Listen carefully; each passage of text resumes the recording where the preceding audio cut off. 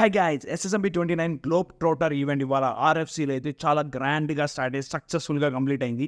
And నేను మీకోసం ఆ ఈవెంట్ నుంచి అయితే 3 షాకింగ్ విషయాలు అయితే తీసుకొచ్చాను. అండ్ మొదటిగా ఏంటంటే కీరవాణి గారు ఈ సినిమా ఎప్పుడు రిలీజ్ అవుతుంది అనేది కన్ఫర్మ్ చేయడం జరిగింది. అది 2027 సమ్మర్ కే గృహ ప్రవేశం.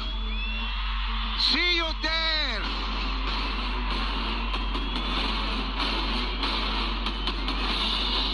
2027 సమ్మర్, ఏప్రిల్, మే ఈ టైంలో అయితే రిలీజ్ అవుతుంది అనమాట. అండ్ ఈ వాజ్ సో ఎమోషనల్ అనమాట. అండ్ అదేవిధంగా మహేష్ బాబు గారు తన ఫాదర్ కృష్ణ గారిని అయితే గుర్తు చేసుకుంటూ ఎప్పుడు చెప్తూ ఉండేవారు, నువ్వు పురాణాలు ఇటువంటి పాత్రలు అయితే చేయాలని చెప్పేసి. కానీ మహేష్ బాబు అంత లైట్ తీసుకున్నాడంట.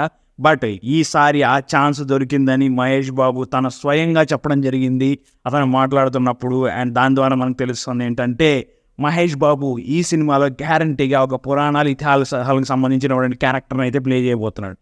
దాని తర్వాత రాజమౌళి గారు ఏం చెప్పారు అంటే తను రామాయణ మహాభారతం చాలా చదువుతూ ఉంటాడు అండ్ చాలా ఇష్టం అని చెప్పేసి. అండ్ దాని నుంచి ఒక సంఘటనని, ఒక విషయాన్ని తీసుకొని ఈ స్టోరీని బిల్డ్ చేయడం జరిగింది. అండ్ ఫోటోషూట్ చేయడానికి మహేష్ బాబు గారిని రమ్మన్నప్పుడు అసలు సూట్ అవుతుందా లేదా అన్నారు. ఏ క్యారెక్టర్ అంటే రాముడి క్యారెక్టర్ మహేష్ బాబుకి సూట్ అవుతుందా లేదా అని చెప్పేసి ఎంతో భయపడ్డారంట. కానీ ఫోటోషూట్ చేసిన తర్వాత తెలిసింది ఏంటంటే చూసి స్టన్ అయిపోయారు. దాన్ని వాల్ పేపర్గా కూడా పెట్టుకున్నారనమాట. అండ్ ఒక చిన్న వీడియోని అయితే గ్లిమ్స్ని రిలీజ్ చేశారు.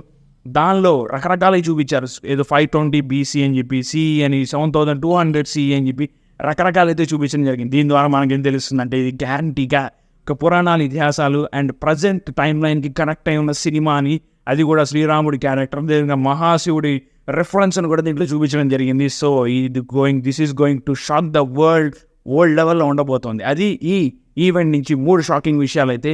మీరు ఈవెంట్ని చూసారు, ఏమనుకుంటున్నారు అండ్ మీకు ఏమైనా తెలిసిందా అనేది కామెంట్ రూపంలో తెలియజేయండి. అండ్ నా ఛానల్ ఫస్ట్ టైం సబ్స్క్రైబ్ చేసుకోండి. Thank you so much.